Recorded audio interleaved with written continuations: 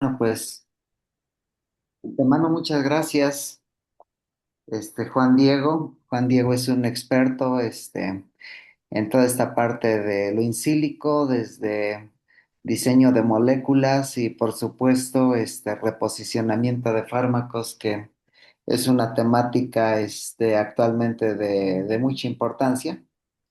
El profesor tiene varias publicaciones en este campo. Y bueno, pues recientemente por ahí hemos colaborado y hemos estado trabajando con proyectos para la industria.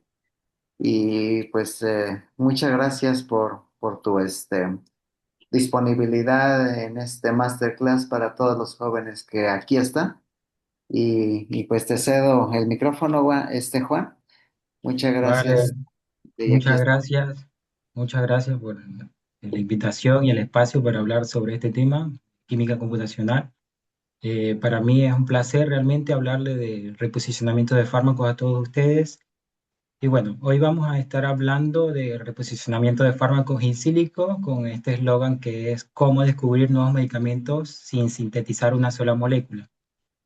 Eh, Aquí nosotros vemos la dinámica tradicional del desarrollo de fármacos de novo desde un inicio, eh, donde empezamos con miles de compuestos candidatos y solo uno llega al mercado.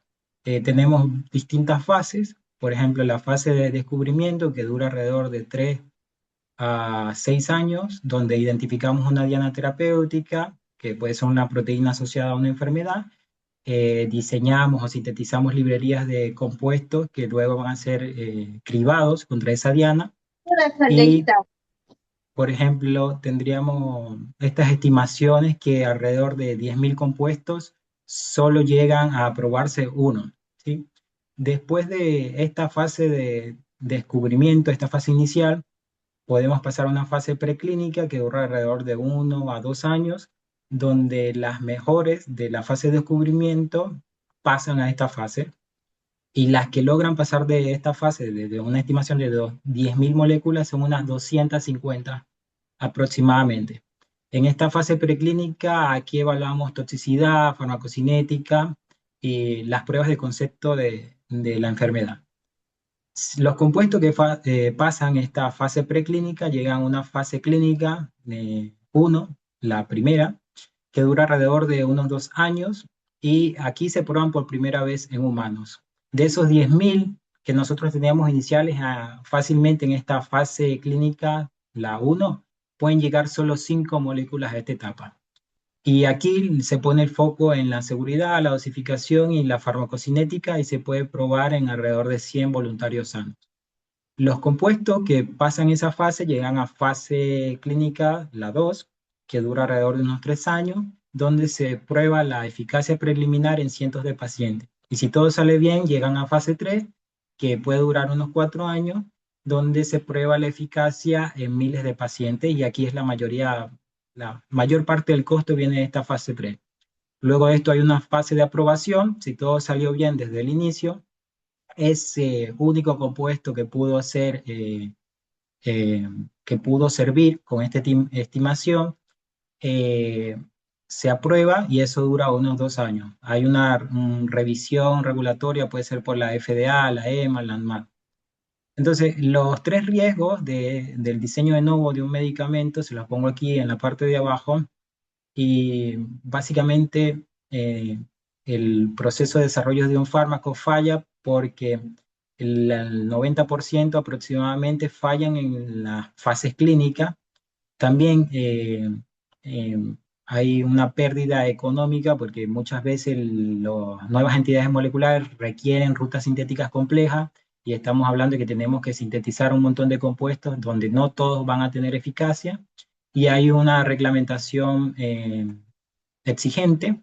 Hay un marco regulatorio cada vez más estricto que con bastante razón exige evidencia robusta de seguridad y eficacia. El problema en el diseño de nuevo de un medicamento no es solo el tiempo, sino el dinero. En esta estimación del 2014, teníamos que para desarrollar un fármaco se gastaban alrededor de 2,6 billones de dólares, que serían 2,6 mil millones de dólares, para un fármaco. Esto no es que gastaron todo ese dinero en una sola molécula, sino que gastaron todo ese dinero en las campañas, incluso en las moléculas que no funcionaron. Entonces aquí la pregunta es obvia, ¿no? ¿Podemos hacer esto más rápido, más barato? Y la respuesta, al menos parcialmente, es sí. Si reposicionamos fármacos que ya tienen un perfil de seguridad aprobado, por ejemplo, todos los fármacos aprobados por la FDA, ya se ha aprobado su efectividad y seguridad, eso eliminaría las fases preclínicas y de toxicidad y buena parte de las fases clínicas uno y 2. Entonces, esto es lo que nos estaremos enfocando en estas estrategias para reducir tanto tiempos y costos en el desarrollo de nuevas eh, compuestos o nuevos usos para un compuesto y que es el cuello de botella en la generación de un fármaco. Entonces, el reposicionamiento de fármacos que es como tal es identificar nuevas aplicaciones terapéuticas para fármacos que ya han sido aprobados. Tenemos varios escenarios. Tenemos un escenario donde hay un fármaco aprobado y comercializado, que es el caso más ventajoso regulatoriamente porque el fármaco ya tiene perfil de seguridad, farmacocinética, dosificación y toxicología ya bien documentada y aceptada por las agencias. Tendríamos también un escenario 2 donde hay un candidato en desarrollo que fracasó para su indicación original. Entonces, aquí entramos a un territorio interesante porque el fármaco ya ha pasado algunas fases clínicas, tiene datos de seguridad, por ejemplo, en humanos, pero como falló, entonces como tenemos que aprovechar esta información, podemos utilizar esta información para esa molécula probarla en otra patología, por ejemplo. Y bueno, tendríamos también un tercer escenario donde hay una molécula descontinuada, retirada, y que puede ser considerada para otra diana y otra enfermedad. Esos son los tres escenarios con los que nos trabajamos en reposicionamiento de fármacos. Obviamente hay muchas ventajas de reposicionamiento, como ya les hablé, la reducción de tiempo y costos, en costo estamos hablando de una reducción del 60-70% y en tiempo podemos pasar de 10 a 15 años a 3 a 6 años para una nueva aprobación, con la ventaja de que ya está descrito el perfil toxicológico y farmacocinético caracterizado incluso en humanos. Hay una menor tasa de fallas, obviamente, porque nos estamos saltando etapas que ya han sido probadas, y también el reposicionamiento es ideal para enfermedades huérfanas o desatendidas. Por ejemplo, enfermedades desatendidas como enfermedad de Chagas, leishmaniasis, tripanosomiasis americana, donde no hay un mayor incentivo por encontrar fármacos porque no le genera dinero a la industria, por ejemplo. Entonces aquí hay bastante ventaja de utilizar reposicionamiento, utilizando fármacos que se utilizan para cualquier otra patología y encontrar su uso en estas enfermedades huérfanas y las enfermedades desatendidas. Hay desafíos, por ejemplo, justificar la propiedad intelectual sobre nuevas indicaciones después que se tienen los estudios. Hay desafíos en la dosis y formulación. Por ejemplo, un fármaco que se utiliza como antiviral, su concentración es 10 veces mayor que la necesaria para que tenga actividad antitumoral, por ejemplo. Hay una hipótesis mecanística que tenemos que tener. Hay que explicar el por qué, molecularmente hablando, tenemos que explicar el porqué del nuevo funcionamiento. Si logramos hacer un reposicionamiento, tenemos que tener en cuenta las interacciones farmacológicas previas, esta con toda la enfermedad, información de seguridad que ya ha sido estudiado para ese fármaco, y la diferenciación de mercado también es un problema a veces con esto de las estrategias de marketing. Es difícil a veces darle o mostrar que un fármaco que se utilizaba por mucho tiempo para algo puede ser utilizado para otra cosa. Bueno, ya vimos que hay un cuello de botella donde reposicionamiento de fármacos representa una estrategia óptima para ahorrar bastante tiempo y dinero, y hay varias estrategias para hacer este reposicionamiento. Aquí les muestro las cuatro estrategias principales. Vamos a ir hablando de cada una de ellas. Primero hablemos de la primera estrategia, que es la de las dianas homólogas. Aquí, un fármaco aprobado para una enfermedad infecciosa puede servir para otra enfermedad infecciosa diferente si el segundo patógeno posee una diana molecular homóloga. Esto quiere decir que la diana sea estructural y funcionalmente similar del primer patógeno. Aquí tengo les muestro un ejemplo de la ivermectina, por ejemplo, que actúa sobre nematos del género Oncocerca, uniéndose a unos canales de cloruro dependientes de glutamato, exclusivo de invertebrados, ¿sí? No afecta al humano, por ejemplo, y al abrirlos paraliza y mata al parásito. Bueno, este ácaro, el Sarcoptes, que es el causante de la sarna, también posee esos mismos canales homólogos al del nematodo, por lo tanto la ivermectina bloquea su función de manera equivalente. El resultado es que un fármaco diseñado contra un gusano se convierte en el tratamiento estándar para un ácaro, aprovechando la homología que hay entre las dianas entre estos dos organismos. Otra estrategia para reposicionar sería la de prestarle atención a los efectos pleiotrópicos o los efectos off-target, ¿sí? Que son los efectos no deseados. Casi ningún fármaco es perfectamente selectivo. La mayoría se une también a 5, 10, 20 proteínas adicionales que a su diana principal, y esto puede ser con igual o menor afinidad que la diana principal. Cada una de esas uniones secundarias es una oportunidad de reposicionamiento. Aquí les muestro un ejemplo, que es lo que pasó con el ácido acetilsalicílico. Este fue desarrollado y aprobado inicialmente por sus propiedades analgésicas y antiinflamatorias para aliviar el dolor muscular, de cabeza, etcétera. Pero con el tiempo se observó que su acción sobre una diana secundaria, la ciclooxigenasa 1, en las plaquetas producía un efecto adicional, que era cuando inhibíamos esta enzima off-target, la aspirina bloqueaba la formación de trombos, que son los coágulos sanguíneos que luego causan infartos al corazón o estos accidentes cerebrovasculares. Y el resultado es eso, un analgésico de uso común se reposicionó para convertirse en el estándar de oro en la profilaxis cardiovascular, proviniendo de infartos y estos accidentes cerebrovasculares.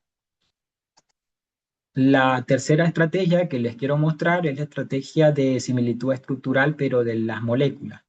Si un compuesto X se une a una proteína A, compuestos químicamente similares a ese compuesto X también podrían unirse a la misma proteína A.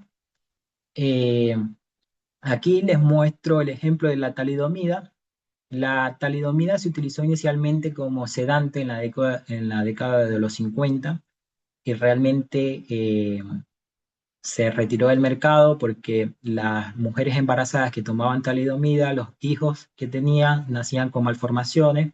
Entonces hubo un boom de retirada del mercado, satanización incluso de la molécula, pero años después sus potentes propiedades inmunomoduladoras y antiangiogénicas llevaron a su aprobación en el 2006 contra el mieloma múltiple.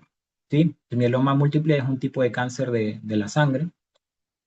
Aquí luego se hizo un reposicionamiento estructural. Aquí lo que hicieron fue hacer derivados de la talidomida de la molécula, hicieron la lenalidomida y la pomalidomida, que es ponerle sustituyentes básicamente a la molécula, y estos derivados tenían la misma acción de la talidomida, pero mejoraba su perfil farmacocinético y también mejoraba eh, o disminuía los efectos adversos que podía presentar la talidomida inicialmente. Así como se pueden hacer estos derivados, puede haber muchos compuestos que se parecen a una molécula en particular, y esos compuestos que se parecen a una molécula en particular podrían tener efecto en la diana de esa molécula. Y otra estrategia que se utiliza mucho en reposicionamiento, bueno, recientemente se ha empezado a usar bastante esta estrategia, que es la de similitud fenotípica. Para entender esto, primero tenemos que cambiar nuestra forma de ver una enfermedad. O sea, no solo es un conjunto de síntomas, dolor, fiebre, tos. Cada enfermedad deja una huella dactilar a nivel molecular con genes que se activan y genes que se inhiben en las células enfermas. Y a esto lo llamamos una firma transcriptómica. Bueno, comparando estas firmas moleculares, podemos descubrir que enfermedades que inicialmente parecen muy distintas, en realidad son muy parecidas por dentro y quizás puedan tratarse con los mismos fármacos. Un ejemplo de esto es el olmesartán, que se reposicionó para su uso en miocardiopatía dilatada. El olmesartán es un medicamento antihipertensivo aprobado por la FDA que actúa como bloqueador del receptor de angiotensina 2, Y bueno, mediante análisis bioinformático se definió también por transcriptómica esta huella de una enfermedad que se llama miocardiopatía dilatada, que es causada por una mutación denominada LMNA. Bueno, como esta firma transcriptómica se parecía mucho eh, al- la que podía inhibir el olmesartán, el olmesartán podía revertir de forma significativa esta firma patológica, restaurando la expresión génica de genes clave en los cardiomiocitos, derivados de pacientes incluso, resultando que un fármaco antihipertensivo común se ha propuesto como una terapia para una forma genética de miocardiopatía, actuando directamente sobre las alteraciones moleculares. Bueno, y entonces, ¿cómo se hace un reposicionamiento? Ya vimos la necesidad, vimos algunas estrategias, ahora hablemos un poco de cómo se hace. Aquí para hacer un reposicionamiento tenemos dos vías que no necesariamente son excluyentes, sino más bien lo que se busca es integrarlas. El tamizaje computacional, que es lo que estamos hablando en esta ocasión, no reemplaza lo experimental, lo que hace es cambiar la pregunta. Inicialmente, la pregunta era, ¿cuál de estas 10 millones de moléculas se une a mi diana? La pregunta pasó a ser, con el reposicionamiento in sílico, ¿cuáles de esos 10 millones, cuáles son las 100 más prometedoras que vale la pena sintetizar o comprar para ensayar? Entonces, en la parte experimental, cuando yo hago un ensayo de afinidad, un ensayo fenotípico sobre algún microorganismo, un HTS, esto High Throughput Screening, que ya es el escalado industrial de estos ensayos fenotípicos o in vitro, yo tengo un valor, un dato empírico. Ese valor ya es bastante información, pero obtener ese valor me costó mucho dinero. Y si hablamos incluso de los HTS, estos High Throughput Screening, es evaluar, por ejemplo, 100.000 compuestos son miles y miles y miles de dólares. Entonces, tenemos una ventaja que tenemos los datos reales, por así decirlo, la estimación real, pero las limitaciones son grandes, tanto en tiempo como en dinero. Por otro lado, las estrategias de tamizaje in sílico para reposicionamiento cambian un poco las reglas porque con un clúster de GPU razonable, un grupo académico incluso, hoy en día puede hacer docking de 1 millón de moléculas contra una diana en cuestión de horas. Entonces, el costo es marginal en comparación a los ensayos experimentales. Estamos hablando que en sílico solo pagaríamos la electricidad y la contracara de los tamizajes in sílico es que estamos haciendo una predicción. O sea, los modelos pueden fallar, pueden existir falsos positivos y al final del día los hits computacionales necesitan validación experimental. Entonces, los dos mundos son complementarios y la clave es integrarlos inteligentemente. Aquí les puse un flujo de trabajo in sílico desde cómo iríamos de una diana a un hit. Los métodos computacionales vamos a estar hablando más a fondo de ellos en el resto de la presentación, pero bueno, aquí vemos los pasos que tenemos que seguir para un flujo de trabajo in sílico, donde todo empieza con la diana, con esa pregunta biológica, ¿qué proteína quiero inhibir o modular? Para eso necesitaríamos la estructura de esa proteína o la información funcional de esa proteína o información de moléculas probadas sobre esa proteína. Luego yo necesito una librería de compuestos, o sea, cuáles son los compuestos a probar.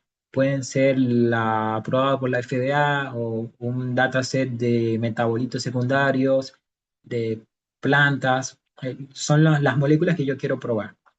Luego puedo hacer los filtros ADME, estos filtros farmacocinéticos de absorción, distribución, metabolismo y excreción, igual computacionalmente son estimaciones que pueden ser necesarios, pero ahorita con el auge de la tecnología farmacéutica realmente no son mandatorios estos filtros.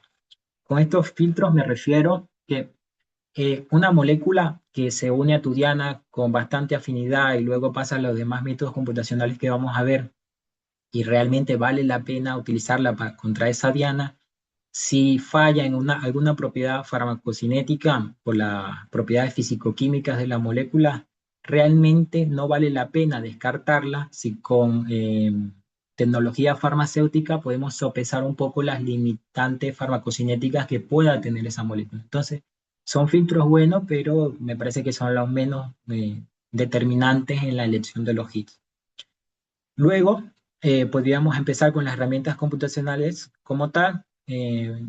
Pues la principal o la primera que podemos utilizar es el docking. Igual vamos a hablar más a fondo de esto, pero quédense con la idea de que aquí se hace un tamizaje masivo donde se puntúa cada molécula de acuerdo a una interacción con una diana en particular, ¿sí? Luego de eso podemos pasar a una herramienta computacional más costosa, que es la dinámica molecular, donde vemos la interacción de esa molécula en función del tiempo y vemos si esa interacción que nosotros vimos en el docking se mantiene en la dinámica molecular. Y también podemos utilizar los modelos de Machine Learning y Deep Learning, que tanto el docking y la dinámica molecular son modelos basados en la estructura tridimensional del blanco. O sea, necesitamos la proteína que queremos inhibir, por ejemplo. En cambio, en los modelos Machine Learning y Deep Learning necesitamos la info y los compuestos. Por ejemplo, comprobamos 100 compuestos contra Staphylococcus aureus. Esa info es la que yo quiero, cuáles son activos e inactivos. Y aquí no me interesa qué proteína está inhibiendo Staphylococcus aureus, solo quiero la información.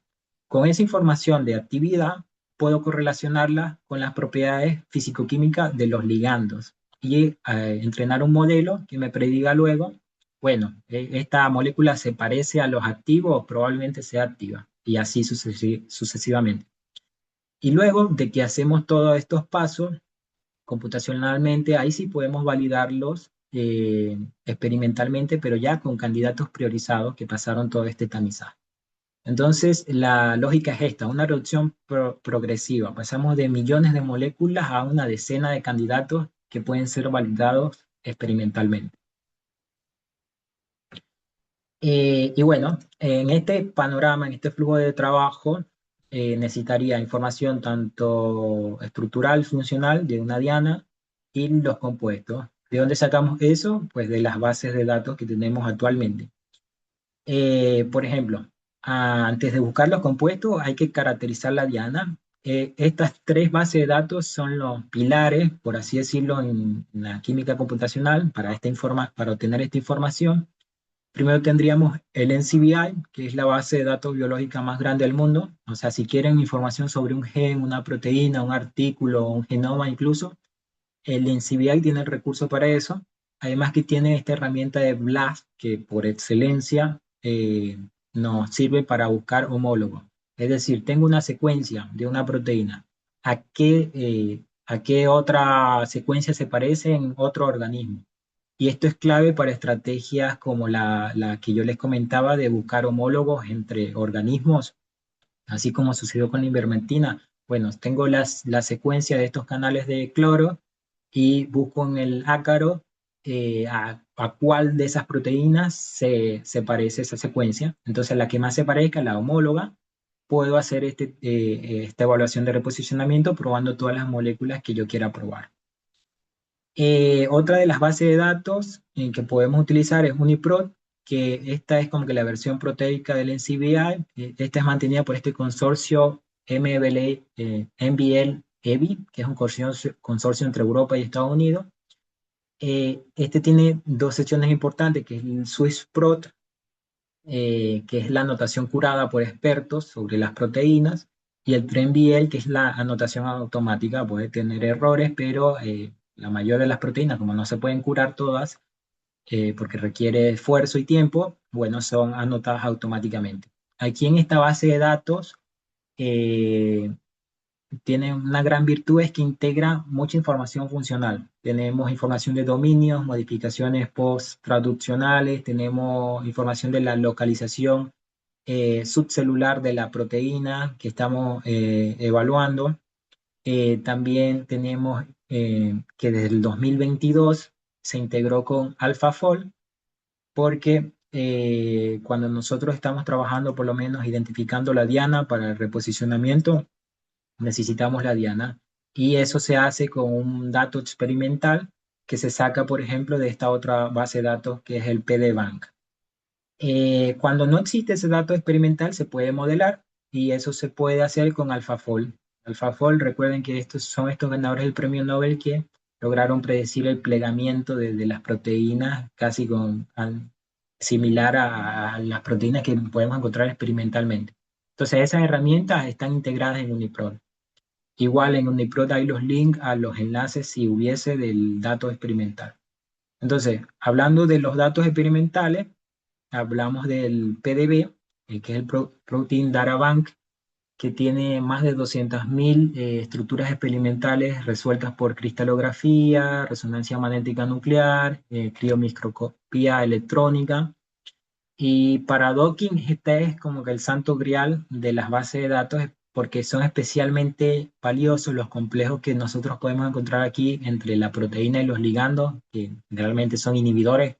Bueno, esos inhibidores que están en complejo con la proteína nos sirven tanto para delimitar el sitio de unión de la proteína como para ver qué interacciones son importantes para inhibir esa proteína. Y bueno, de estas tres bases de datos podemos sacar bastante información desde la parte genómica y comparativa, de la parte funcional y de la parte estructural para implementarlos en nuestro reposicionamiento de fármacos in silico. Las otras bases de datos que necesitaríamos son las de los compuestos, las entidades químicas que queremos probar o las que nos brindan la información de las moléculas. Y esas, las que mayormente utilizamos, son estas cuatro de acá, que sería PubChem, ChemBiel, DruGBank y Zinc. PubChem es la más grande en volumen, básicamente tiene más de 150 millones de compuestos únicos.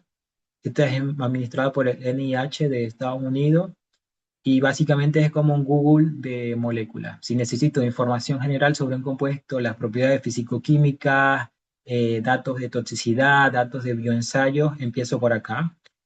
Tienen también una buena herramienta de similitud estructural, o sea, si yo tengo un compuesto, lo puedo poner aquí en PubChem y veo a quién se me parece. Eso también está chévere. Eh, Sin embargo, pueden haber errores acá, puede haber que los datos no siempre están curados, la información de bioactividad es menos completa que la que podemos encontrar en esta de KenBiel. En KenBiel, que es una joya de bioactividad, hay más de 2.5 millones de moléculas curadas con su actividad descrita. Eh, Estas fueron procesadas por expertos, igual es mantenida en este caso por el MBL EVI, este que es de Reino Unido. Aquí en KMBL yo encuentro valores experimentales, IC50, KI, S50 de moléculas contra una diana en particular y tenemos la trazabilidad incluso al paper original del ensayo. Esta base de datos excelente para entender mecanismos de acción y polifarmacología, o sea, una misma molécula a cuántas dianas se unen. Otra base de datos que utilizamos mucho es DrugBank, es la más chica de estas cuatro, pero es relevante, bastante relevante en reposicionamiento de fármacos porque aquí encuentras información categorizada. Por ejemplo, solo fármacos aprobados por la FDA, solo fármacos que están en fase de investigación, solo fármacos nutracéuticos. Y aquí también hay bastante información clínica completa. Hay indicaciones, dosificación, hay parámetros farmacocinéticos, absorción, distribución, metabolismo, excreción, hay interacciones, igual hay información de patentes si las tienen las moléculas. Entonces, si yo quiero probar una librería de fármacos aprobados, delimito mi diana y me agarro los aprobados por la FDA, por ejemplo, y pruebo todos esos compuestos. Y la otra base de datos es Zinc. Zinc tiene un gigante, pero para el virtual screening. Tienen millones y millones de moléculas preparadas específicamente para el docking molecular. Hay estructuras 3D optimizadas que pueden tener en múltiples estados de protonación, incluso pH fisiológico. Puedes hacer un filtro por qué tan drogables o el perfil de drogabilidad de la molécula, o sea, cuáles de esas moléculas pueden servir como drogas. Y este dominio aquí, sync.docking, es literal. Es una base de datos preparada específicamente para docking. No tiene información, así que digamos, de la bioactividad o los bioensayos, pero te da un pool bastante de moléculas con las que trabajar y las cuales comparar. Y bueno, como ya vimos, eh, podemos identificar una diana con las bases de datos para funcionalidad y estructura. Podemos elegir los compuestos con las bases de datos de los compuestos que vamos a ensayar, y podemos empezar a hablar de las técnicas como tal en química computacional para hacer estos tamizajes. Una de las técnicas más utilizadas es el docking molecular, eh, que es una herramienta central básicamente, uno de los primeros métodos que se utilizan en química computacional para priorizar compuestos. Aquí la idea es directa, partimos de una estructura tridimensional de una proteína y moléculas. El algoritmo explora múltiples posiciones, orientaciones, conformaciones del ligando dentro del sitio de unión, buscando aquellas configuraciones que sean energéticamente favorables. Para cada una de estas configuraciones se calcula una estimación de la afinidad mediante una función de scoring que depende del software que utilicemos, que intenta aproximar la energía libre de unión entre la molécula y la diana. Estas funciones pueden combinar contribuciones energéticas, por ejemplo, interacciones de Van der Waals, términos electrostáticos, puente de hidrógeno, efectos de solvatación, pueden penalizar eh, la flexibilidad de los ligandos. Bueno, pero me da un resultado, un valor energético relativo. Generalmente algunos software lo expresan como en kilocalorías mol, que permite ordenar, me permite rankear los compuestos según una afinidad predicha. Sin embargo, aquí hay que tener bastante ojo de que esos valores de energía no son valores reales, por ejemplo, sino son métricas comparativas dentro del mismo sistema. Y el docking no busca predecir con exactitud absoluta, sino reducir el espacio de búsqueda, y por eso se utiliza como un filtro inicial y luego se complementa con herramientas más sofisticadas. Esto explora esta analogía de llave y cerradura, como les decía, evaluar si esta llave funciona para este candado, y haciendo la analogía que cada molécula sería una llave y encontramos la llave que mejor funcione.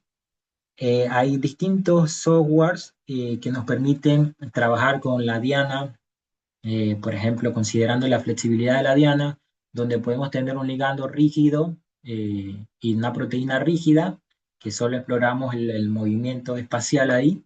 Dentro del binding site podemos tener un ligando flexible, que ahí sí exploramos las distintas conformaciones, pero con la proteína rígida, y el más costoso computacionalmente sería un ligando flexible y la proteína también flexible. Hay muchas herramientas de docking, por lo menos las más rápidas serían Autodock 4, Autodock Vina, Fred, que es de OpenAI, eh, eh, no OpenAI del ChatGPT, sino otro OpenAI de ojo abierto. Tenemos a algunos que pueden hacer docking flexibles o semiflexibles como Glide y Gold. Hay unos que son bastante avanzados como los del suite de Schrödinger. Entonces tenemos varios software y que funcionan con distintas funciones de scoring, pero al final es eso, rankear las poses de las distintas moléculas dentro de un binding site. Después del docking molecular, podríamos utilizar estos métodos de dinámica molecular, que mientras el docking mide una foto, si se quiere, esa pose mejor rankeada de la molécula es como una foto, solo me dice cuál es la forma de la molécula y con qué interacciona en el binding site. En la dinámica, aparte de eso, podemos ver si la molécula se mantiene ahí, o sea, si esa pose generada por el docking se mantiene en el sitio de unión. Y esto lo simulamos en función del tiempo. Básicamente resolvemos numéricamente las ecuaciones de movimiento de Newton para cada átomo del sistema, sea la proteína, el ligando, el solvente, que en este caso es un solvente agua explícita. Tenemos también los iones. Cada átomo tiene una masa y siente fuerzas definidas por un campo de fuerza, que un campo de fuerza no es más que un modelo que describe el comportamiento, tanto de los átomos, los enlaces, los ángulos y las interacciones. Y los campos de fuerza más utilizados en la dinámica molecular sería el de Amber, que es muy bueno para proteínas, el CHARMM y gromos y OPLS. Y observamos, como les comentaba, observamos la estabilidad del ligando en el sitio de unión. La métrica que normalmente utilizamos aquí sería el RMSD, que es el Root Mean Square Deviation del ligando respecto a su posición inicial en función del tiempo. Es decir, si el RMSD se mantiene bajo, por ejemplo, 2 antros, durante toda la simulación, la unión es estable. Si el ligando se escapa del binding site o se reorganiza o hay un problema con la pose del docking que nosotros obtuvimos. En la dinámica molecular también podemos observar qué residuos hacen contacto con el ligando y sacar un promedio incluso de contactos de entre el ligando y el residuo. Eh, También podemos ver si hay efecto alostérico. Por ejemplo, en el binding site no se salió la molécula, pero resulta que la proteína cuando se une la molécula se le mueve una cadena lateral. Entonces esos efectos también son importantes describirlos porque es bastante información útil. Y bueno, lo que respondemos es eso. La pose del docking se mantiene en función del tiempo. También podemos obtener datos de energía libre más precisa que incluso la energía que obtenemos del docking. Esto se hace por métodos como el Molecular Mechanics, Poisson-Boltzmann Surface Area, que lo que hacen es medirte la energía libre, pero aquí sí utilizando estas ecuaciones y tienen en mente los efectos de la superficie área entre el ligando y la molécula, tienen efecto de las tienen en cuenta el efecto de las contribuciones energéticas y el efecto incluso de contribuciones entrópicas, ¿sí?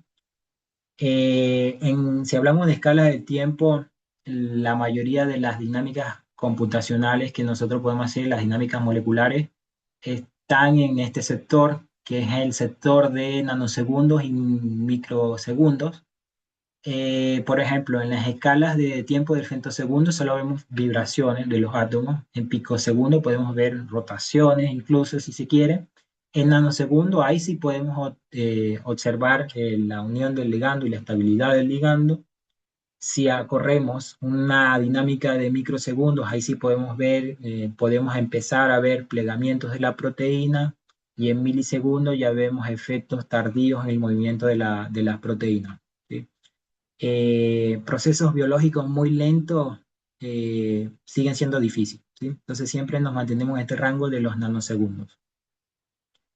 Después de aplicar la docking molecular y la dinámica molecular, podemos aplicar otro tipo de tamizaje que no es el basado en estructura de la dinámica molecular, sino en esta información que podemos rescatar de los bioensayos y de los features de las moléculas en cada bioensayo. Y ahora en la que estamos en la era de la inteligencia artificial, ha habido un auge y un mejoramiento considerable en modelos que podemos crear de Machine Learning y Deep Learning. L- eh, el Deep Learning, el Machine Learning son considerados como parte de la inteligencia artificial, que es un paraguas conceptual, que es cualquier sistema que imita o mejora las capacidades de cálculo humanas, por ejemplo. Entonces, el Machine Learning es un subconjunto de la inteligencia artificial donde los algoritmos aprenden patrones de los datos, ¿sí? Y entrenamos un modelo y predecimos con ese modelo. Y aún mejor, ahora ha surgido el Deep Learning, que es un subconjunto del Machine Learning donde se utilizan redes neuronales. Estas redes neuronales se caracterizan por tener muchas capas y captar patrones que a veces no son lineales o no son fáciles de ver por los métodos de Machine Learning y así mejorar el performance de los modelos que podemos construir. Para construir un modelo de Machine Learning y Deep Learning, por lo menos en el caso de reposicionamiento, necesitaríamos entrenar modelos que aprendan de la estructura química, es decir, nos sacamos esa información, por ejemplo, del PubChem compuestos que son activos contra Trypanosoma cruzi, por ejemplo, y compuestos que son inactivos contra el mismo parásito. Con esa información de actividad, lo que necesitamos es sacar unos datos de las moléculas. Generalmente en química computacional nosotros trabajamos con lo que llamamos SMILE, sonrisa en inglés. Esta SMILE es una representación de la molécula. También de las bases de datos, aparte de la molécula como tal, podemos sacar sus descriptores físico-químicos, por ejemplo, el peso molecular, el log-P, la cantidad de átomos donadores o aceptores de puente de hidrógeno. Y además de eso, tenemos la data de actividad per se, ¿sí? Luego que obtenemos eso, por ejemplo, una base de datos como PubChem, hacen un procesamiento de la data, podemos hacer una limpieza y una normalización o incluso un balanceo.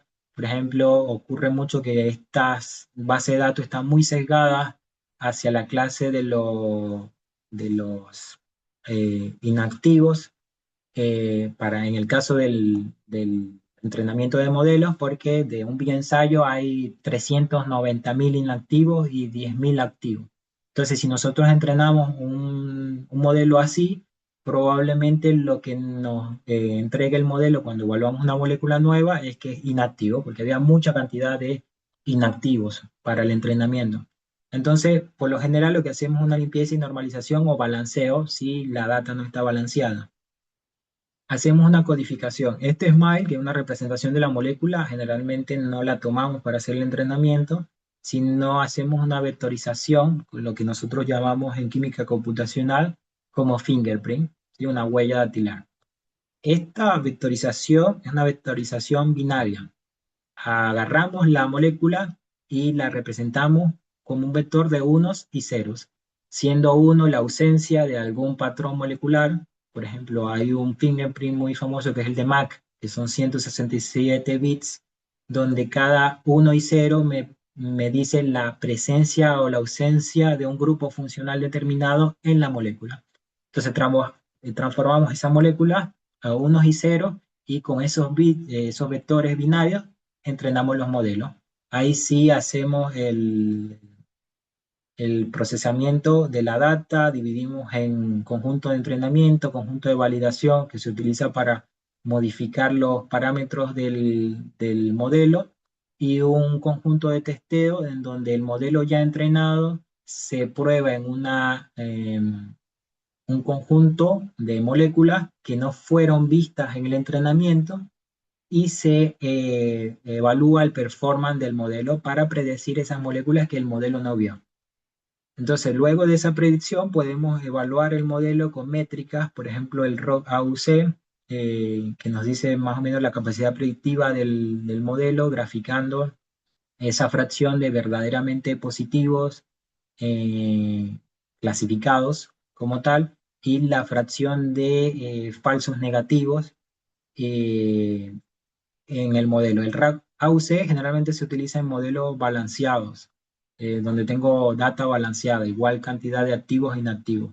Para data desbalanceada, si no tengo otra opción que utilizar data desbalanceada, podemos utilizar el AUC-PR, que es el de Precision Recall, que es muy bueno para evaluar este tipo de modelos. También puedo imprimir métricas como de toda la vida, accuracy, precision, recall, el F1 score, que es esta medida armónica entre la precisión y el recall del modelo. Y también puedo hacer estas matrices de confusión de la fracción de verdaderos y falsos positivos o verdaderos y falsos negativos. También tengo distintos tipos de aprendizaje. Puede ser un modelo que yo entreno para hacer una clasificación. El modelo al final me va a decir si pertenece a la clase activa o inactiva, o también puedo entrenar un modelo que es lo que llamamos de regresión, donde cuando evaluamos una molécula, en vez de decirme si es activo o inactivo, me va a predecir, por ejemplo, el PIC50. Obviamente yo tuve que entrenar el modelo con todos estos datos de actividad, pero tenemos esas dos opciones. Y ahora los modelos que más utilizamos, por ejemplo, en la clasificación en Machine Learning, son estos de SVM, Random Forest, y XGBoost, que el SVM es un modelo que te separa la clase activa e inactiva con un hiperplano y puedes diferenciar entre una y la otra. El Random Forest es un conjunto de árboles de decisión donde al final se promedia las decisiones por los árboles. Eh, y estos son los más utilizados en Machine Learning. También tenemos regresión logística, el Nearest Neighbor, el vecino más cerca. También tenemos los modelos de Deep Learning como tal, que son los que les comentaba que eran un poco más precisos por encontrar estos patrones que normalmente no se ven. Podemos tener el Multi-Layer Perceptron, que básicamente son un montón de neuronas, capas de neuronas conectadas todas con todas, y al final tendré una capa de activación que me da el output, activo, inactivo y todo eso. Pero hacer esta arquitectura de neuronas mejora considerablemente las predicciones de los modelos cuando hay suficientes datos. Hay otro tipo de modelos de deep learning como este GNN, que es Graph Neural Network, que por ejemplo una molécula, un átomo puede ser considerado uno de estos puntos y las aristas entre este grafo son los enlaces moleculares, ¿sí? Y básicamente es eso, podemos construir modelos que me den que me clasifiquen entre activo e inactivo, que me den una probabilidad incluso, o sea, no me sirve que me clasifique solamente, sino que me dé, este es activo con una probabilidad del 90%, este es activo con una probabilidad del 51%. Entonces, esas diferencias entre el mismo conjunto de activos son valiosas cuando se interpreta el resultado del modelo. Por otra parte, la era de la inteligencia artificial no solo modificó el tipo de tamizaje que podemos hacer con estos modelos entrenados, sino que mejoró incluso los tamizajes que podíamos hacer anteriormente. ¿Cómo lo hizo? Bueno, primero, esos fingerprints que les comentaba, binarizar la estructura molecular entre unos y ceros, ausencia y presencia de grupos funcionales.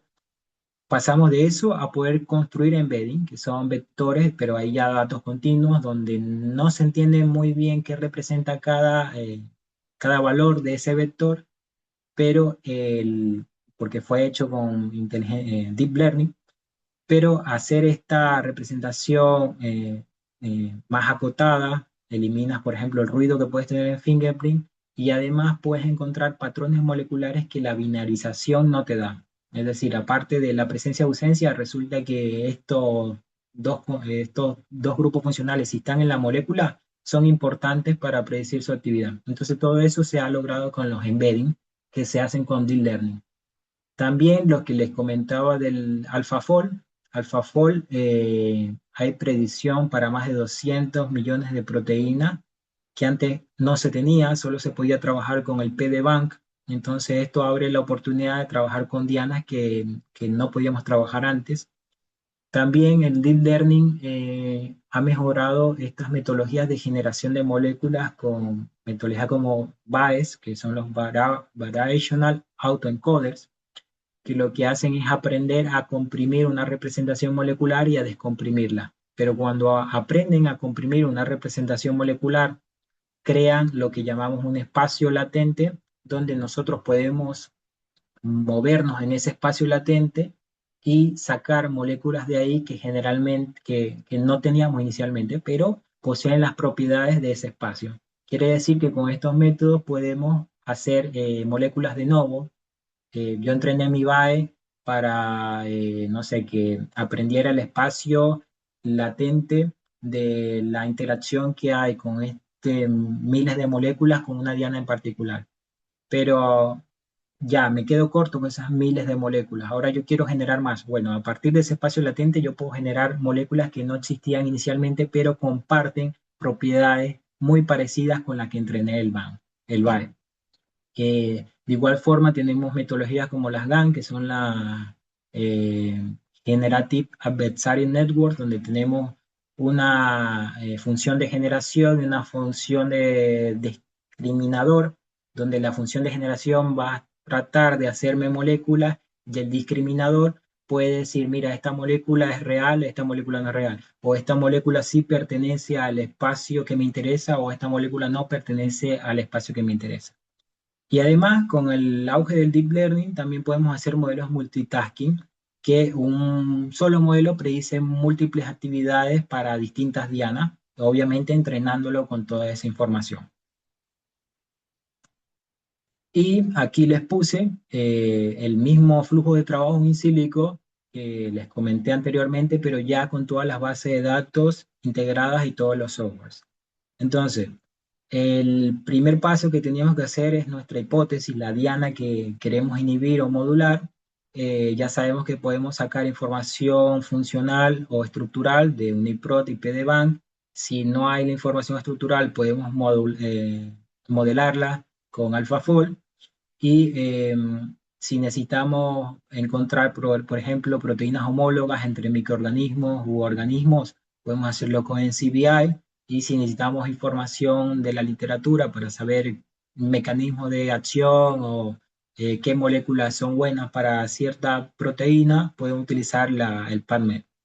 Luego de eso, de identificar toda la información que necesito de mi diana, me voy a la base de datos química. Puedo sacar información de bioensayos, por ejemplo, que estén en PubChem, miles de compuestos que fueron evaluados contra miles de patógenos o miles de dianas. En KenVL la información curada, un poco más limitante, pero bueno, es información más fiable. En DrugBank, si necesito los catálogos de las moléculas como tal ya para probar, me agarro solo las del FDA, solo las de EMA, solo las metabolitos, solo las investigacionales. En Sync Docking, por ejemplo, si quiero, vale, las de la FDA no me sirvieron, pero tengo un millón de moléculas que tienen un peso molecular y un log P idóneo para inhibir mi proteína. Entonces quiero ver qué información o qué hits puedo sacar de esta base de datos y de ese set de moléculas.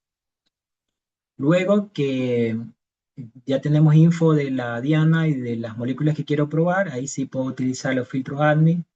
Puedo utilizar las reglas de Lipinski. Estos son parámetros que, por ejemplo, te dicen qué tan probable es que una molécula en particular sirva como fármaco.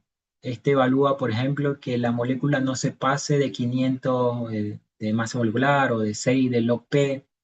Entonces son parámetros que al final sirven bastante para enfocar la búsqueda, pero que, como les comentaba, no son tan mandatorios. Tenemos un servidor bastante útil que es el SwissAdme. El SwissAdme te permite calcular parámetros farmacocinéticos, parámetros de solubilidad e incluso si pasa las reglas de Lipinski o algunas otras reglas que hay y te lo hace de forma rápida y solo necesitan el código SMILE que lo puedo sacar de PubChem. Luego que hago eso, puedo utilizar mi software de docking. Uno de los más utilizados es AutoDocBina, pero hay un montón de software de docking como Gol o Mo que realmente en algunos casos funciona mejor que AutoDocBina. Y luego que ya tengo mis hits del docking, puedo hacer un refinamiento de los hits con la dinámica molecular. Los software más utilizados para dinámica molecular son GROMAC, Amber y NAMD. Aquí acuérdense que podemos ver el análisis del RMCD, que tanta se mueve la molécula en el sitio de unión, pero también podemos calcular las energías de unión y ver si hay efectos alostéricos, si mi proteína no se movió durante el tiempo de la simulación, etcétera. Y luego podemos utilizar modelos de Machine Learning ya basados en la estructura de los ligandos, no tanto en la estructura de las dianas moleculares, en donde con la información de bioensayos, por ejemplo, si yo en docking evalué una proteína de Staphylococcus aureus y mi hit en la dinámica realmente se quedaba ahí en el sitio de unión de la proteína de Staphylococcus aureus, voy a PubChem, me busco bioensayos que hayan sido probados, por ejemplo, de manera fenotípica, que sería en la bacteria como tal, o sobre la proteína, si es que la hay, la misma proteína que yo estoy evaluando en docking, y me construyo un modelo. Puede ser un modelo Machine Learning, podemos utilizar SVM, Random Forest, XGBoost. puede ser un modelo de deep learning con redes neuronales, pero la idea es que con esa información del bioensayo construya un modelo y ese hit que es bueno en el docking y la dinámica lo puede evaluar con el modelo y ya tengo un plus para re-rankear los hits. Es decir, los hits que fueron buenos tanto en la dinámica como en el docking y si siguen siendo buenos los modelos, porque los modelos me están prediciendo si va a tener buena actividad frente a la bacteria o va a tener actividad frente a una proteína determinada. Y por último, tendríamos que validar eso experimentalmente, pero ya no lo hacemos con 10.000 moléculas, con 1 millón de moléculas, sino con unos pocos, quizá 10, 5, 100.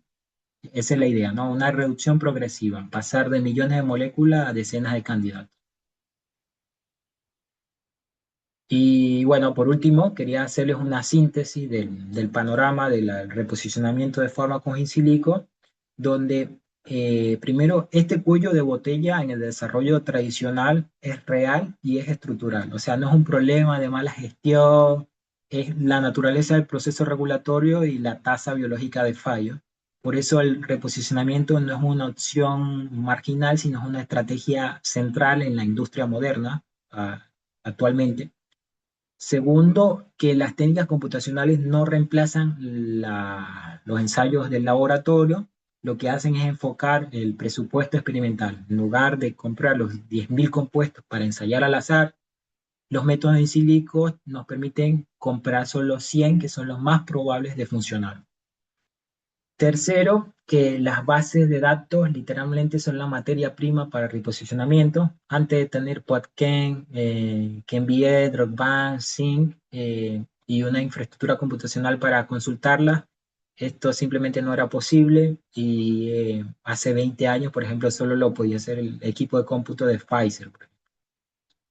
Y cuarto, que el conocimiento es clave. Siempre en reposicionamiento tenemos que partir de una hipótesis molecular y entender un mecanismo molecular que es la llave para el reposicionamiento. ¿Cómo funciona una proteína? Para eso tenemos la base de datos y la literatura. Y luego las moléculas que yo estoy reposicionando y luego funcionan experimentalmente, ¿por qué lo hacen y cómo lo hacen? ¿Se parece a un inhibidor que ya tenía? ¿Se parece a algún otro mecanismo molecular? Entonces es clave el conocimiento que tenemos desde el que tenemos que partir y el que tenemos que obtener. Y bueno, finalmente quería mostrarles estos dos trabajos que ilustran cómo el reposicionamiento de fármacos puede abordarse desde enfoques complementarios, combinando herramientas in silico con validación experimental y estrategias de formulación, incluso de la parte académica. Del lado izquierdo, nosotros tenemos un trabajo hecho en parte por investigadores de la Universidad Central de Ecuador, donde yo estudié como bioquímico. Eh, Aquí, investigadores de la Universidad Central, como el doctor Javier Santamaría o la doctora Ana Poeda, exploraron el reposicionamiento del Delamanid, que es un fármaco originalmente aprobado para la tuberculosis, como un candidato contra Leishmania. Leishmania es una enfermedad tropical desatendida, la leishmaniasis, perdón, una enfermedad tropical desatendida causada por los parásitos del género Leishmania. Bueno, a través del análisis computacional y selección racional de compuestos, ellos identificaron el potencial leishmanicida que tenía el de la manit y posteriormente lo mejoraron incluso con esta nanoencapsulación en nanopartículas lipídicas sólidas. Y este enfoque obviamente permitió mejorar la liberación intracelular y aumentar significativamente su actividad en modelos celulares, incluso en modelos in vivo. En ese caso representaría un ejemplo claro de cómo el reposicionamiento reutiliza un fármaco y además de cómo se puede optimizar el desempeño mediante tecnología farmacéutica. Y por otro lado, este es un trabajo, el de la derecha, que yo desarrollé con el doctor Martín Lavecchia, que es el grupo donde estoy actualmente, donde se abordó el reposicionamiento de una perspectiva puramente in silico, utilizando un screening virtual de fármacos aprobados por la FDA contra una diana clave en Leishmania infantum, que es la enzima, la nosterol alfa 14 de metilasa, que es importante para la síntesis de los esteroles de la membrana de Leishmania. Bueno, en este estudio nosotros evaluamos 125 nuevas entidades moleculares entre el 2019 y el 2014 aprobadas por la FDA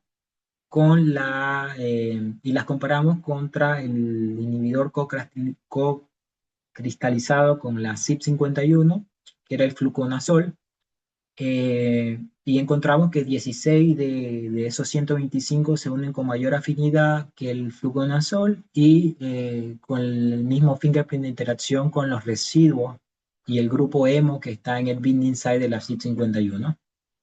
Bueno, este enfoque se basaría en cómo el reposicionamiento puede acelerar el descubrimiento de candidatos a fármacos en otras patologías. En el caso de todas esas 16 entidades moleculares, luego si se valida experimentalmente, cuáles de esas se puede utilizar en el caso de la leishmaniasis visceral. Y bueno, muchas gracias por escucharme, el tiempo, por conectarse y por querer aprender de este tema. Acá les dejo la página, en este caso de Farbiois, y su canal de YouTube, que encuentran muchas charlas también interesantes en estos temas. Les dejo mi correo y mi enlace a LinkedIn, por ejemplo, por cualquier consulta. También les dejo un enlace a las redes sociales del grupo de química computacional donde estoy actualmente. Igual ahí publicamos información de química computacional y entrenamiento de modelos. Y bueno, muchas gracias por su atención y si tienen alguna consulta, con mucho gusto les respondo.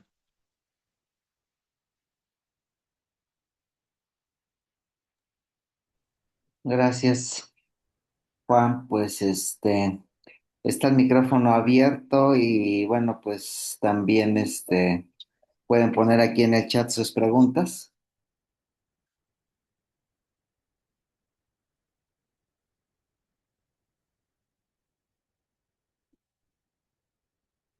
Gracias, Juan.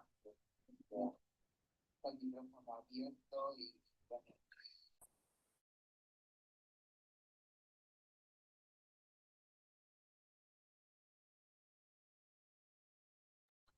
les pusimos también en el chat de la información, el link del curso que imparte Juan. Ahí está la oportunidad de poder aprender de manera muy puntual y de la mano con el profesor Juan Diego toda esta temática de reposicionamiento y bueno, él aborda desde la preparación de la molécula, del target, el estudio de docking y lo que ya mencionaba de dinámica molecular y bueno, pues complementa con inteligencia artificial. Así que si alguien quiere aprender más a fondo de esta temática que ahorita tiene mucho auge por el ahorro monetario que ya comentaba Juan, pues ahí está el link.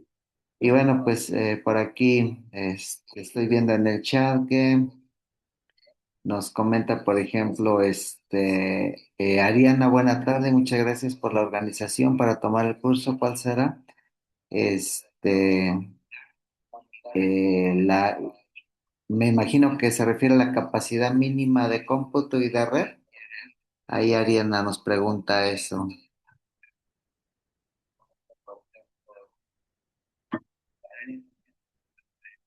Sí, en la parte del curso no hay muchas limitantes, ni siquiera en el sistema operativo se puede trabajar en Windows y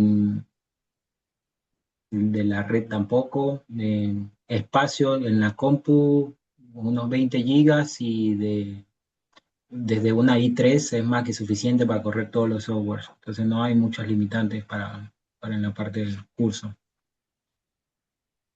Martín Ortiz pregunta, dice, hola, ¿se puede hacer patente para la nueva enfermedad que se requiere tratar? Esa es una pregunta. Y la siguiente, ¿es más fácil el proceso? En el caso de si se venció la patente, eh, sería más fácil el proceso. El problema sería en la normalización del uso en la otra enfermedad o patología. Recordemos que las patentes tienen un tiempo particular, un tiempo determinado de funcionamiento, donde después de eso ya se puede utilizar para cualquier otra cosa. Cuando la patente no se ha vencido, el problema principal es que tenemos que determinar específicamente el nuevo uso y si se justifica y no. Entonces, es un poco más engorroso. Muy bien, Gustavo Brujes dice, ¿cómo podría integrarse Putator? Putator me parece que es una base de datos para el minado de, de texto. Entonces, básicamente se puede integrar en la generación de datos para entrenar los modelos, en donde con esa análisis de los datos se puede obtener información que probablemente no estén en los bioensayos que están en PubChem, por ejemplo. Entonces lo que hacemos es utilizar la herramienta para utilizar eh, mini o centrarnos en los datos que podemos obtener y con eso entrenar un modelo. Se usaría en los casos de que no haya bastante información en las bases de datos. Muy bien, acá Ariana Garza nos pregunta, dice, si se hace ese tipo de estudios de reposicionamiento, lo siguiente es desarrollar los estudios experimentales. Eh, sí, lo que queremos validar es experimentalmente si esos hits computacionales funcionan o no. Entonces, sí o sí necesitamos evaluarlos experimentalmente, pero básicamente es eso que charlaba, ¿no? El reposicionamiento no es tanto hacerlo solo la parte computacional, sino disminuir tanto el costo y tiempo en las evaluaciones experimentales. Entonces, esa es como que la ventaja principal. Ok, Juan Manuel dice, doctor Juan Diego, muy clara la presentación. Me gustaría saber con respecto al acoplamiento molecular y dinámica molecular, cómo parametrizar el pH del sistema, por ejemplo, con Autodoc 4 o Vina. Además, me gustaría saber si ambos software realizan una búsqueda probabilística. En el caso de parametrizar el pH, se utiliza Autodoc Vina antes de sacar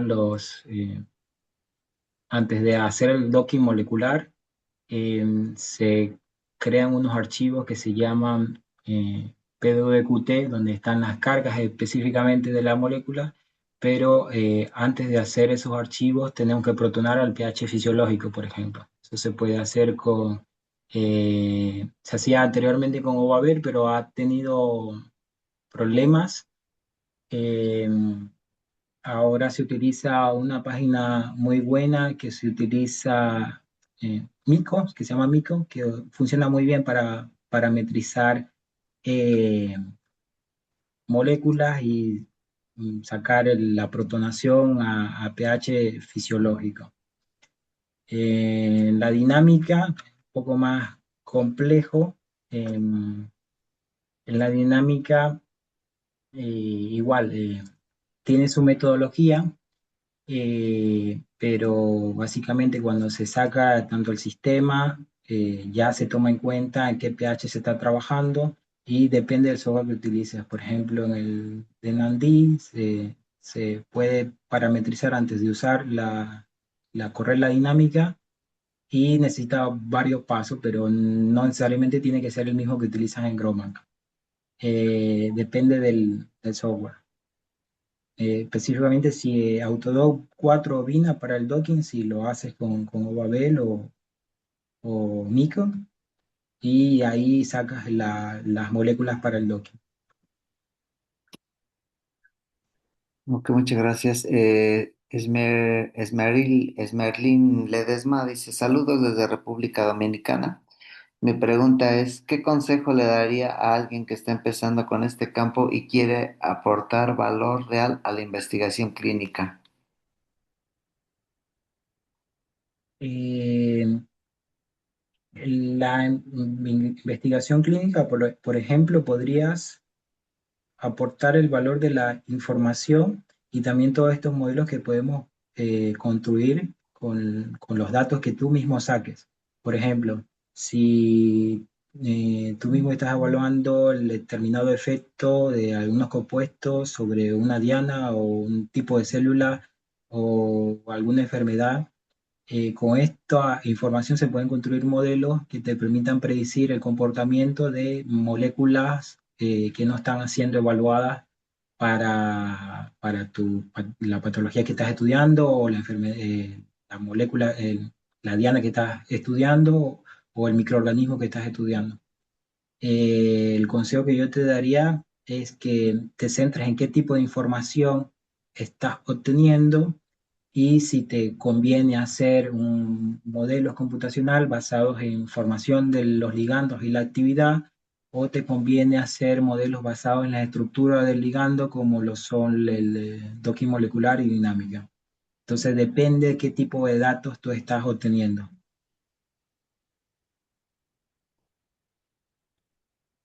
Muy bien, Juan Manuel aquí nos pregunta, si soy químico sintético y tengo que cuatro moléculas tienen un buen cribado en propiedades fisicoquímicas ADMET, ¿es válido sintetizar las cuatro moléculas?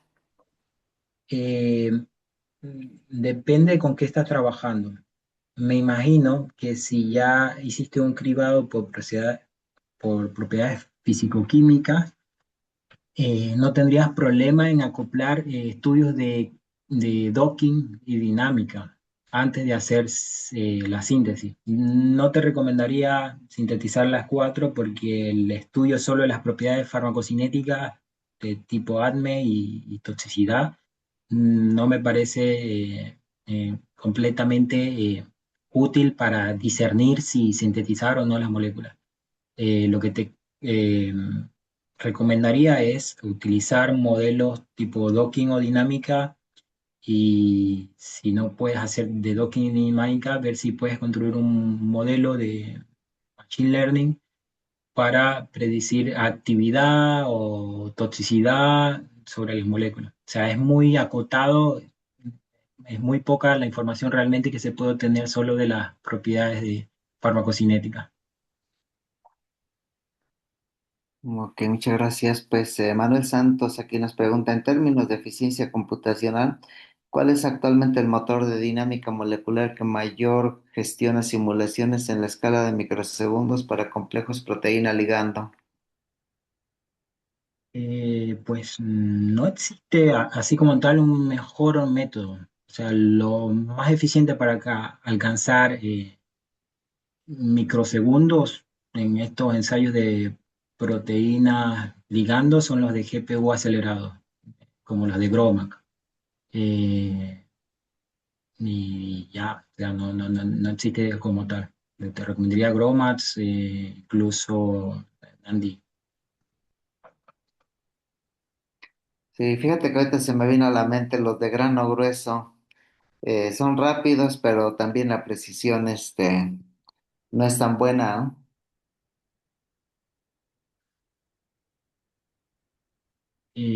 Sí, correcto. Igual hacerlos de grano grueso también es un problema en la parametrización, eh, pero al final hay que sopesar el tiempo de la simulación y la, la información que estoy obteniendo, pues.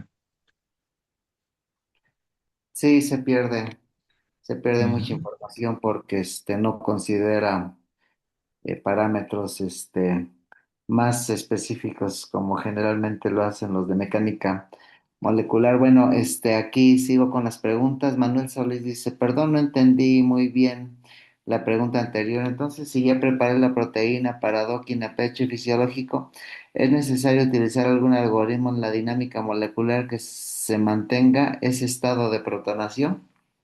A ver, el docking y la dinámica son métodos complementarios, pero son distintos. Entonces, todo lo que hiciste para el docking no te funciona, por así decirlo, para la dinámica. La dinámica tiene sus otras formas de parametrización. Lo que sí obtienes del docking son las poses, tanto de la proteína y la pose que tuviste del docking, esa sí la utilizas para hacer los cálculos de las cargas, por ejemplo, que tiene que tener la molécula en la dinámica, pero con esa pose.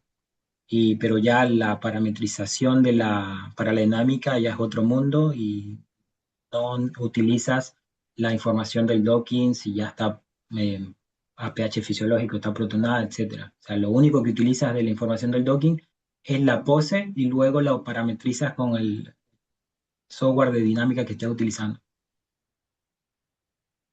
Ok, gracias. Diana Criollo nos pregunta, saludos desde Ecuador. En la dinámica molecular de una proteína ligando, ¿cuánto tiempo de simulación es el mínimo necesario para poder decir que los resultados son confiables? Eh, Ese tiempo de simulación ha venido cambiando con los años. Antes, estamos hablando de unos 10 años, era más que suficiente, el 50 nanosegundos y datos robustos, o información robusta, alrededor de 100 nanosegundos. Ahora, con 200 nanosegundos, ya es más que bueno, pero incluso ahora están empezando, incluso para publicación, están empezando a pedir más nanosegundos, 300 nanosegundos, 500 nanosegundos, 1 microsegundo. Entonces, yo te diría que actualmente con unos 200 nanosegundos es más que suficiente. Pues muchas gracias, profesor Juan Diego. Y bueno, ya no tengo más preguntas aquí en el chat. Si alguien, quiere abrir su micrófono, adelante. De todas formas, vamos a subir esta masterclass a YouTube para todos aquellos que quieran volver, a verla. La tendremos en YouTube, de Farbiois. Y bueno, pues también les haremos llegar en un futuro las próximas masterclass. Y pues te agradecemos mucho, Juan, este espacio que te has dado para compartirnos todo tu conocimiento y experiencia, que ahí nos lo mostraste en publicaciones. Y qué mejor, que eso es lo que estamos tratando de tener, profesores pues con experiencia como la que tú tienes, donde la experiencia pues está medida en publicaciones científicas, y el objetivo pues es que los jóvenes que están interesados en estas temáticas pues tengan conocimiento de profesores con un perfil científico elevado, como ocurre en tu caso. Y pues te agradecemos mucho, y ahí estaremos después dando difusión al curso. Lo tendremos publicado en la página de Farbio. Esta es la página que estoy posteando aquí, donde se publican todos los cursos, y les pasé ya el link del curso que tiene el profesor Juan Diego de manera sincrónica, y las promociones que ahí se tienen del curso. Entonces, pues fue un gusto estar en esta ocasión compartiendo con ustedes este momento. Y no sé si algo más quisieras aportar, Juan, profesor, antes de cerrar. Por mi parte, no, muchas gracias por el espacio, las preguntas. Espero que haya respondido de manera adecuada, que les haya ayudado en las consultas que tenían y que el tema les haya parecido interesante y que hayan hoy se vayan con sabiendo que es un reposicionamiento y cómo podemos hacerlo. Entonces, muchas gracias y sí, una buena noche para todos, tardes y muchas bendiciones. Pues igualmente, gracias, gracias a todos, y bueno, pues seguimos en comunicación. Que tengan buena noche. Hasta luego. Gracias. Hasta luego.